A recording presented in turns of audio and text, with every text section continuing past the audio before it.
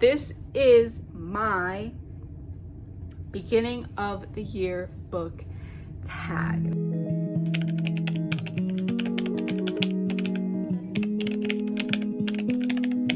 Now, I saw Larry do this, and she said that she thinks she made up these questions, which honestly, go off queen. I think there's always been tags around YouTube that like it's just smart for someone to make like a beginning of the year book tag. I know there's like a middle of the year book tag. I don't know if there's like an end of the year book tag. Question number 1. How many books do you want to read this year?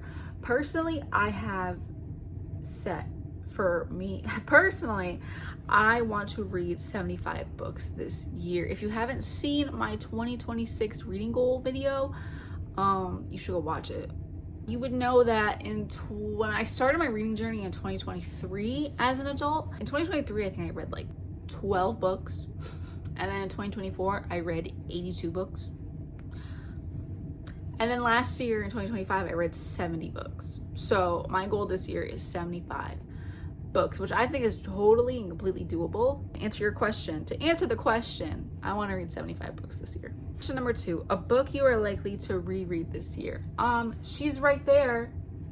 People We Meet on Vacation by Emily Henry. Today's the 8th. The movie comes out tomorrow. People We Meet on Vacation is my book club book for this month, and we all made a pact that we're not gonna watch it until we are all together, and we'll all see it for the first time. I am so excited for it. I really hope that this is like the beginning of Emily Henry books just becoming movies. Like that would be amazing. I love Emily Henry so much. She's like my #1 author. We can make every single one of her books into movies. I would love it. Personally, I would love it. Priority read. I feel like every single book on my physical TBR is a priority read. If you didn't know, I have 170 books on my physical TBR. I want to read them all. I want to read them all because I want to see which books that I bought I actually like. You know, because you can hear about them all you want, but until you firsthand read them and read them and like live through them, I won't know if I actually like them or not. So my goal is to really sit with them and see, do I like this? Do I want to keep this? Do I want this to be one of my possessions in life? Because I feel like as book readers, we are also book collectors in the sense that like we want to own. I feel like every single person who reads wants to own a library in their own home, like wants to have their own home library. So the question is, are these books that I personally have right now, are they worthy of going into that dream library? I don't know yet. So I want to figure that out. I want to see. An author you won't be reading anymore. I feel like all of these are probably gonna come at no surprise to anyone who keeps up with like the book community and such. One is Jessa Hastings. I'm sorry, Magnolia, because I only read the first 2 books in the Magnolia Parks series, the Daisy Hates and the first Magnolia Parks. I would love to continue it, but I feel like if I were to ever pick up those books and read them, I would just feel yucky for lack of a better word. I just feel like I would feel like I know I'm doing something bad. I mean, I know I'm doing something wrong, and it sucks because I really, really liked that book and those characters, especially Daisy Hates. I could also just Google how everything ends, personally. But like, I don't know. I just feel like I'd feel bad, you know? Like, I don't need her in my life. There are so many other books in this world that I could read. And honestly, I feel like there's other series out there that may be like Magnolia Parks. Like, let's be real here. Gossip Girl, I started watching Gossip Girl because my book club read Magnolia Parks last year in December, so 2024 in December. And one of my friends, she's like, this is just like Gossip Girl. So I started Gossip Girl in the summer, and I literally just watched an episode yesterday or the day before. I literally just watched an episode this week, and I'm like, this genuinely is just like the Magnolia Park series. So there's other things out there that are like Magnolia Parks that I could fill the void with. So I'll be okay. Something new I want to read. I don't know what it is, but this year I feel like I really want to get more into classics. I have like, I think 3 off the top of my head. I have 3 classics on my shelves. One is Little Women and 2 are Jane Austen books. Let me see. One is Sandition by Jane Austen. The other one is Northanger Abbey. The 2 Jane Austen ones were gifted to me by my great aunt, like back when I was like 8th grade going into high school, I think. Because that's like when I like started, that's like when I really started to read like the Twilight books. What's his name? John Green. I was really getting into those books. And I just stopped. Because I feel like I started looking for Alaska, and then I was like, you know what? This is not The Fault in Our Stars at all. And I just stopped. I feel like The Fault in Our Stars put me in a reading slump until I turned like, and for like a good 10 years. It'll do it to you. It'll do it to you. And then Little Women was gifted to me when I was like 8 years old. So those books have been on my TBR shelf the longest, and they're classics. So I do want to get to them. As time goes on, I enjoy the thought of a classic more. I'll be like in Barnes and Nobles, like perusing the classic section, and I think to myself, what books of today are going to be considered classics in like 50 years? You know, like which books do we think are going to be like, oh my god, that's such a classic? Because some of these books are romance books, right? Like Worthington Heights, that's a romance book, and it's considered a classic. So what romance books of today are considered classics? Just something I like to think about. So yeah, I want to read the classics. So they give me the same feeling that my current 5 stars of today give me. That's probably like that's what I feel like I'm most curious about. A popular book you want to read. Let me think. I don't know. I feel like really early on in my reading journey, I would go to TikTok for suggestions. And one time they suggested me, I forgot the name of this book, but I can see the cover. I'll put it right here. And I hated it. I was like, this is so stupid. If I was like in high school when I read it though, or middle school, I would have eaten that up. But I wasn't. I feel like it was just so predictable because it tells you what happens in the first page.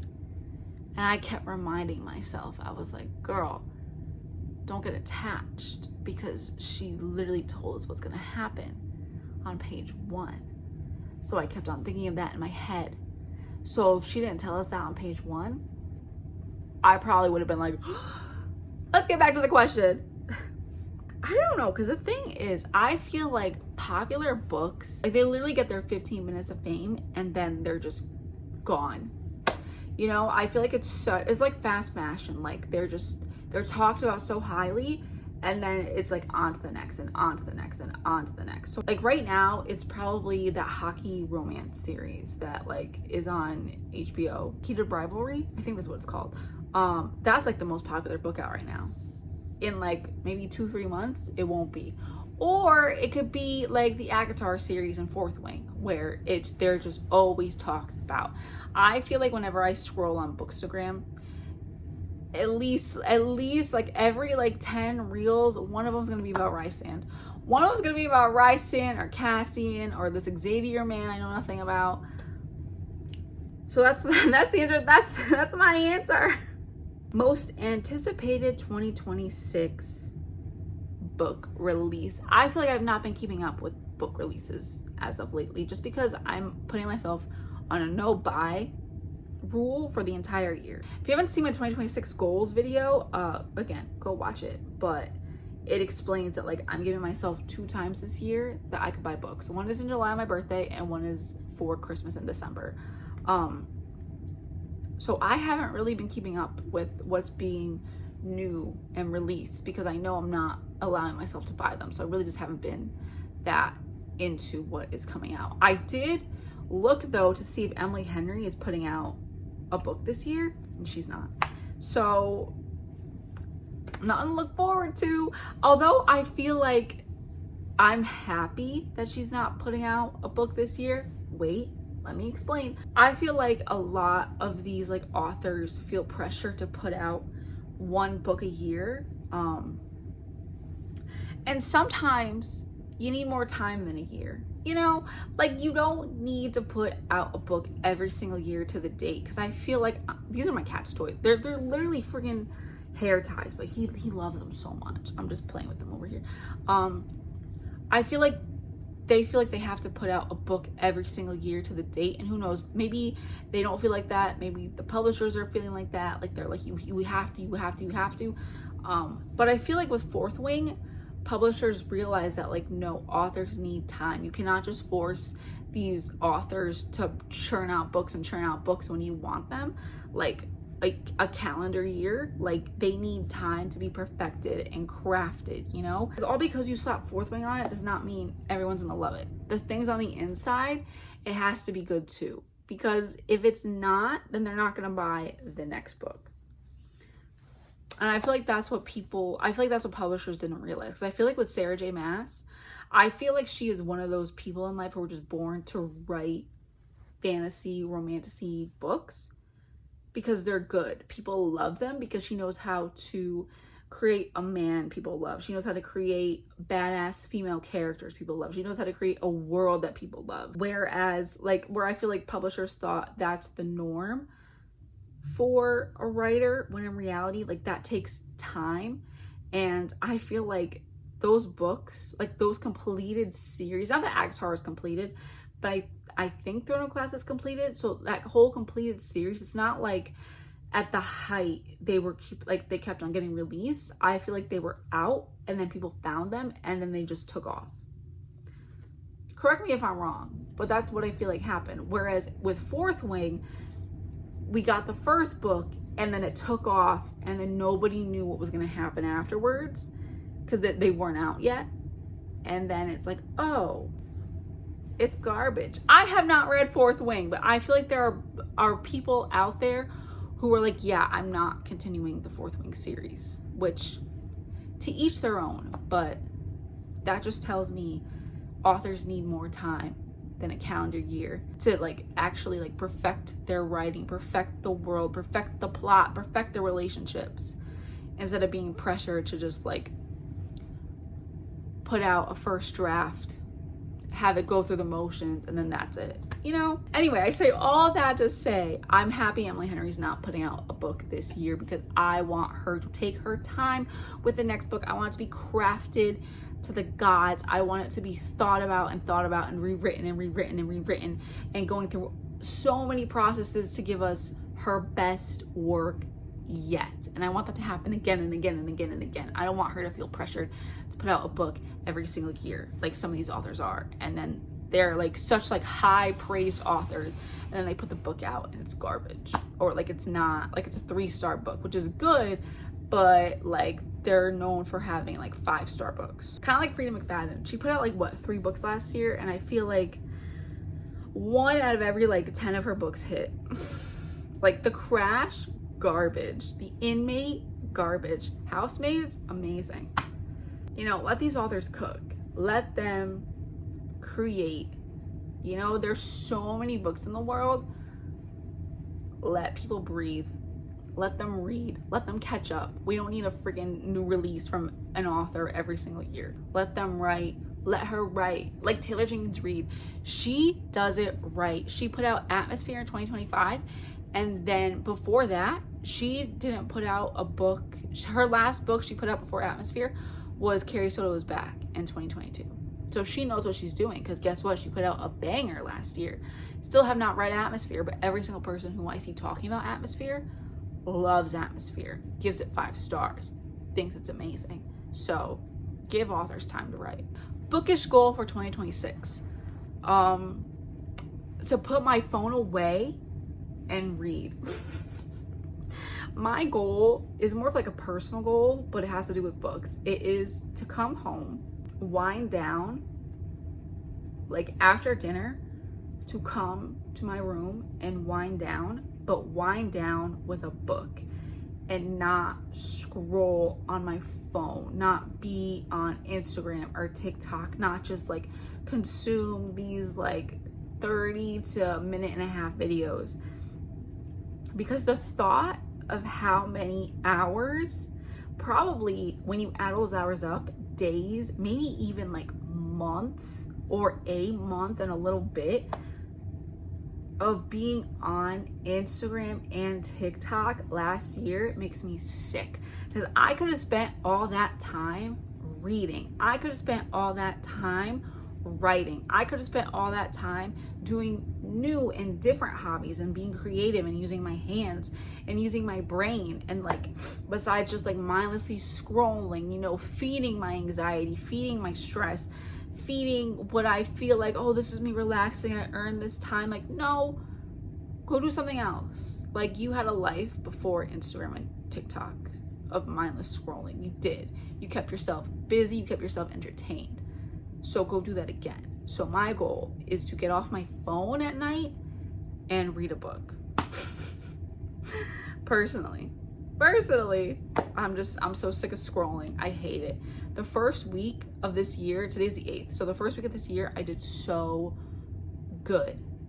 Today I kind of fell off. Yesterday I fell off too, but that's because I was stranded because my car couldn't turn on. So I was stranded somewhere for 2 hours, 2.5 hours. So all I could do was scroll on my phone. So guess what I did when I got home? I continued to scroll my phone because I reopened the addiction. And then today I was scrolling on my phone for like 2 hours before I even filmed this video. Now what? It's 7:30 because I had to film it again. And now I'm gonna have like 2 hours before I have to go to bed. I haven't even eaten dinner yet. So could have done this 2 hours ago and it would have been what, 6 o'clock? Could have went downstairs, made my dinner, came back up here and unwind. But no, because I decided to scroll my phone, I lost 2 hours of my night. I don't know what this video is turning into. Okay, this is supposed to be a bookish tag, a bookish beginning of the year tag. Look at me preaching. Anyway, a book that's been on your TBR that you won't ever read. I don't think I have any of these, honestly. I feel like I went through my TBR. I feel like I went through all my books when I moved because I had to literally look at every single one. I moved in June, so I don't really think there's any books on my TBR that I'm not going to read. I feel like I got rid of a lot. Not even a lot, maybe like 10 or 20 personally. But like, I don't really think there's books that I don't want to read on my TBR, which I'm happy about. A series you want to read this year? Well, I want to read Fourth Wing this year. I want to see what the hype's about. I feel like people either love it or they hate it. They're like, oh my God, Zayden, I love you. Or they're like, I'm not finishing the series. When the next book comes out, I'm not going to read it. Which, like, fair, but I want to know, am I going to be one of those people who's like, yeah, I love this book so much with everything I have? Or am I going to be like, no, this was hot garbage. I did not like it at all. Another series I want to read that's just like that is the Powerless series. I feel like everybody loved the first book and then hated the rest of the series. I also want to know what was up with that. Because again, I feel like that was another person that was rushed into finishing the series because it got so much hype. Publishers, give these authors a chance. Let them cook. Let them write. Let them write. And then another series, Throne of Glass. I'm doing it. I'm doing Throne of Glass this year. I don't care. I'm doing it. I am doing it. Throne of Glass, I will know you. I will know you this year, girl. Auto by authors. I would say Emily Henry. Duh. Taylor Jenkins Reid. Duh.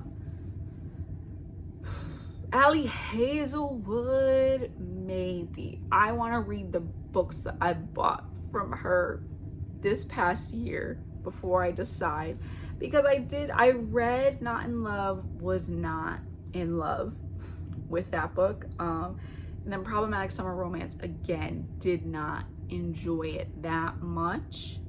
Like, mid, wasn't that great for me personally. I did like it, but it wasn't like, oh my God, I think about it all the time. You know, it was just like, it was okay. So I want to read Deep End. I know that did not get a lot of love this year. And then I want to read Mate, which I loved Bride. I love Bride so much. So I'm nervous to read Mate because I really hope it stands up to what Bride was. Not Allie Hazelwood yet. I really think that's it. Taylor Jenkins Reid and Emily Henry. Those are my girls. I feel like Jojo Moyes and Margaret Atwood are like up there with my favorite authors, but they're not auto-buy authors. Like Jojo Moyes came out with a book this past year. I forget what it's called. I know it's like beige with like blue leaves on it and stuff. And I know Margaret Atwood also, I think she just came out with a memoir. Saw that in Barnes, didn't buy it. Saw the Jojo Moyes book in Barnes, didn't buy it. So they're not auto buys for me. Auto buys are like, I know they're coming out with the book, I'm pre-ordering it, and it's being sent to my house the day it comes out. So that's my answer to that one. A sequel you are anticipating. Let me tell you about The Night and the Moth, because I love Rory. I love him. Daddy, I love him. Like he went up there with the bookish boyfriends. He really did. Something about him, I don't know. Usually I don't like guy liner, but I don't know, something about him I love. I read the One Dark Window series and I liked it. Don't get me wrong, I liked it. Didn't love it, wasn't like obsessed with it, wasn't like, oh my God, I need this book. Cause I think I read it on, I don't know if I think I borrowed it from the library. But my like for that book made me want to read The Night and the Moth. And I love that book because they're by the same author. So that is my anticipated sequel. I think it comes out November this year. September, October, November. I don't really know what month, but I know it comes out at the end of this year. It's a bookish show adaptation you are excited for. I'm excited for Emily Henry. I know that's just a movie, but that's what I'm most excited for.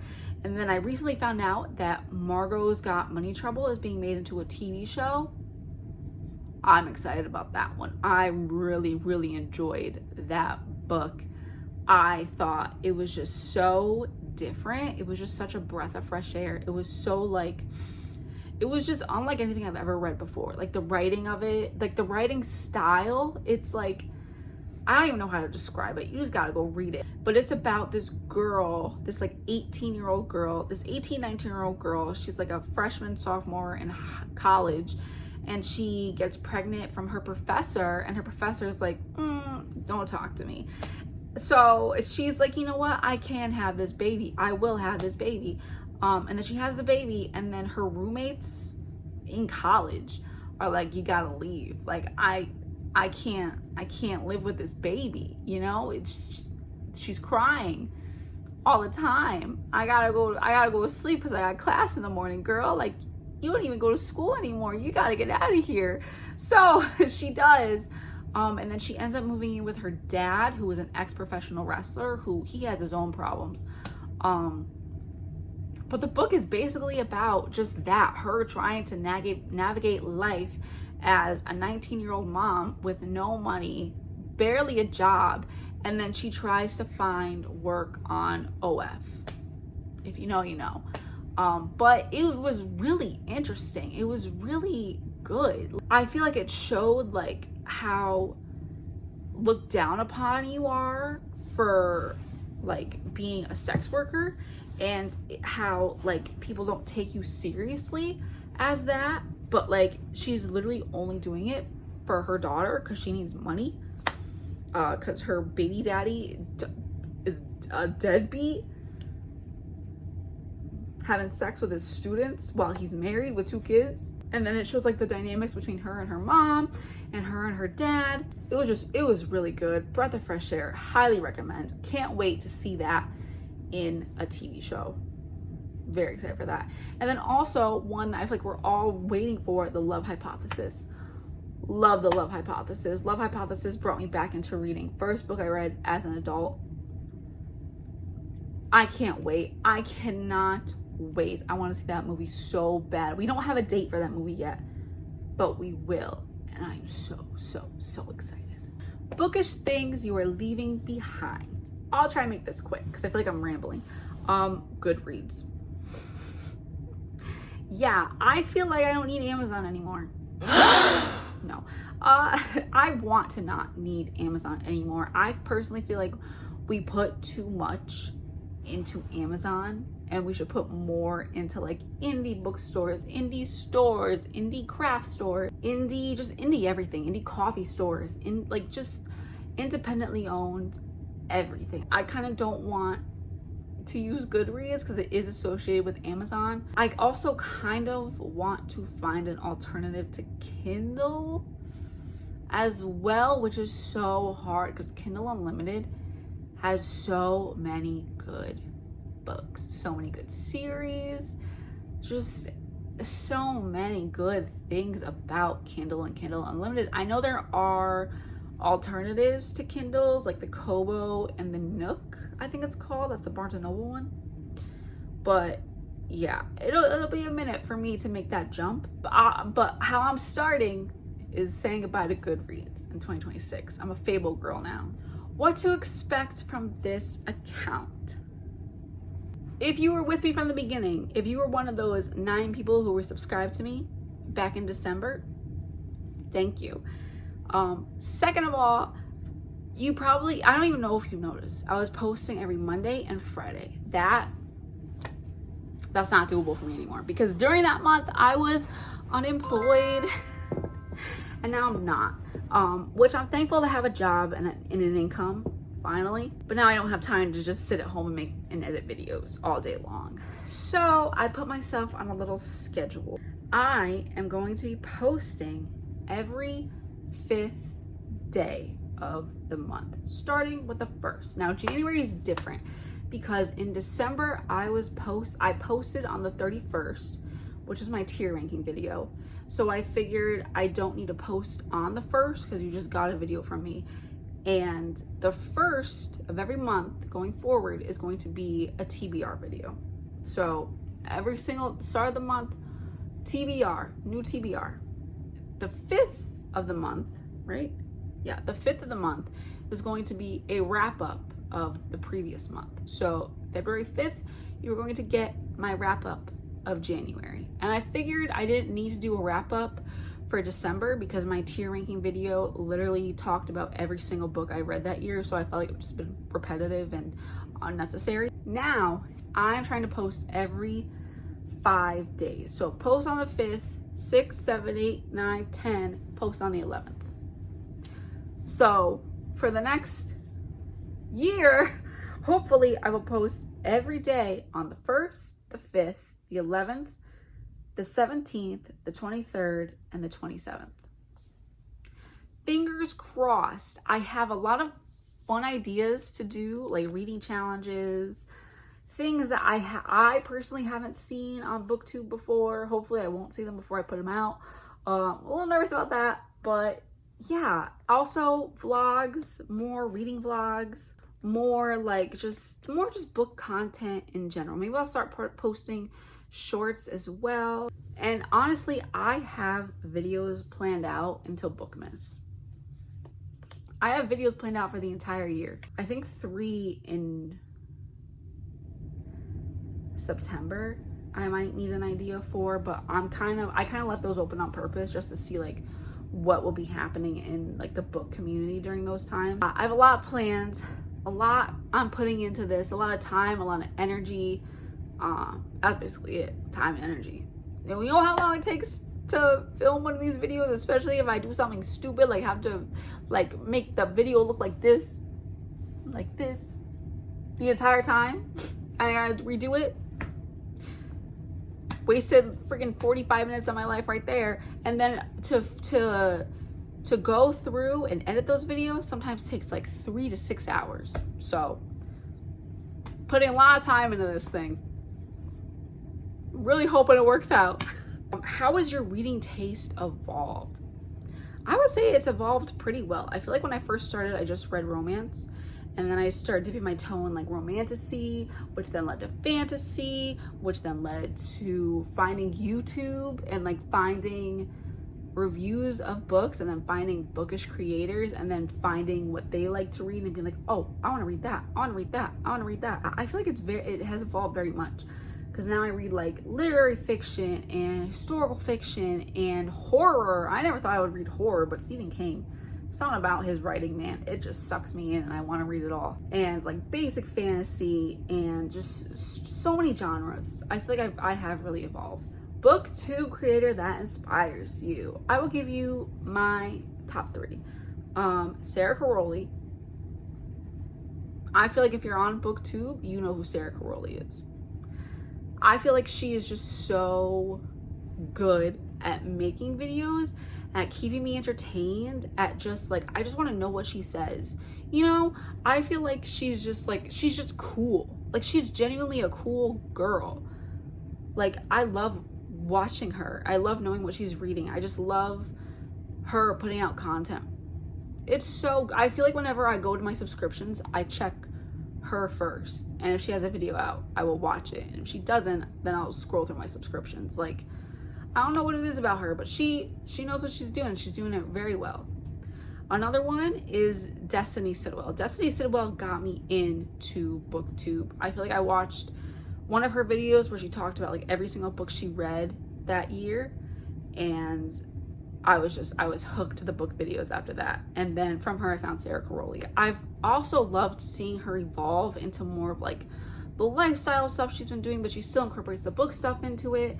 And just watching her like grow up too was kind of like weird, because these people are like in their like early 20s. And I'm 28. Sometimes I'm like, what am I doing watching this like 23-year-old? You know? But like seeing her like grow up, it's been like also nice to watch, because I feel like she's been like from her in her parents' bedroom to like her now like having a child. It's just so like weird and crazy to watch, because like you watch them for their book content, but then like you get to know them as people and you're like, wow, that's so good for you. Another one is Larry. I think she is just so entertaining to watch. Like, I love her talking about videos, and I love her just talking about life. And I don't know, she just gives off like this good, positive, like fresh energy. She's like, I don't even know how to describe her. Like, she's a lot, but like in the best way possible. Like, that's like a compliment. It's not like you're doing too much. It's like, I love it. Like, I love that you're a lot, because I like a lot of you. You know? Something you want to say to someone who is starting a YouTube channel. Girl, this is my first month. This is my 3rd day out here. Like, this is literally like my 6th week. This is like my 6th week doing Booktube. So I don't know what type of advice I could give you. Just do it. I feel like every single creator that I watch, Booktube or not, they say just post the video. Like, don't care what people think. Don't care if it gets views. Don't care if your friends watch or not. As a person who is constantly creating things and putting them online, you really find out who your friends are that want you to succeed. Because I feel like I have a good group of friends that will talk to me about the videos I put out and be like, I love when you did this. I love when you talked about this. This book that you talked about, I'm reading it now because you talked about it. Like, that makes me realize who my friends are. It also makes you realize who your friends aren't. So I feel like if you post on Booktube anywhere of things that you are creating, you really find out who are your true friends and who aren't. So that's my advice. And that's more like a warning, not a warning. I feel like my advice is genuinely just post it. Don't care. Don't care how cringe it is. Don't care about anything. Be you, be your authentic self, and then post it. And don't care if it's perfect, because I feel like you're never gonna think it's absolutely perfect. You're gonna think, oh, I could have done this better. Because even me going back to like watch my videos for like references on like what I talked about, or like for my last video, I went back to watch my first TBR video to see what books I picked out for that month. I hated that video. I genuinely hated that video so much. Hated how I edited it. Hated how I had like no energy. I was just like, hey guys, what's up? So scared, like, hello. So you're never gonna 100% like it, but you have to ask yourself, am I proud of this?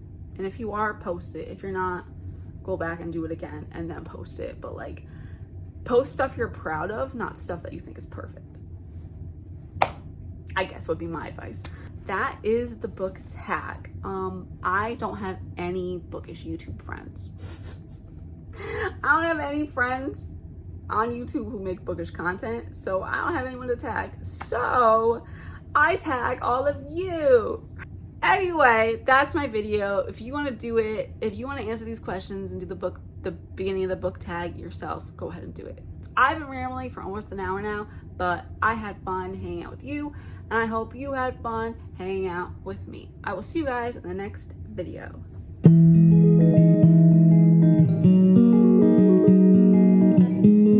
Is it obvious that I'm filming this video in the dark?